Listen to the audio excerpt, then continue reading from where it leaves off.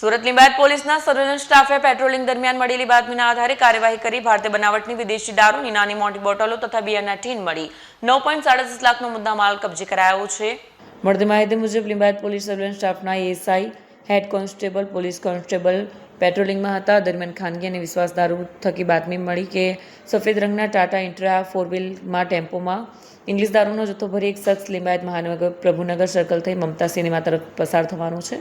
બાતમીના આધારે પોલીસે ટેકનિકલ વર્કઆઉટ કરી વોચ ગોઠવી આ દરમિયાન મમતા સિનેમા પાસેથી શંકાસ્પદ ટેમ્પોને અટકાવી તપાસ કરતા તેમાં અલગ અલગ બ્રાન્ડની ભારતીય બનાવટની વિદેશી દારૂની કાચની તથા પ્લાસ્ટિકની નાની બોટલો અને બિયરના ટીન મળી કુલ 2,880ની કિંમત ₹5,79,840નો જથ્થો મળી આવ્યો। પોલીસે દારૂના જથ્થા ઉપરાંત અંદાજે ₹3.50 લાખની કિંમતનો ટાટા ઇન્ટિરા ટેમ્પો, 8,000ની કિંમતનો મોબાઈલ ફોન અને ₹9,37,840નો મુદ્દામાલ કબજે કર્યો હતો। પોલીસે આરોપી મોહન જીવા સોલંકીને ઝડપી પાડ્યો છે। કેમેરામેન હકીમ શેખ સાથે વસીમ હાસમીનો રિપોર્ટ, આઝાદ ન્યૂઝ, સુરત।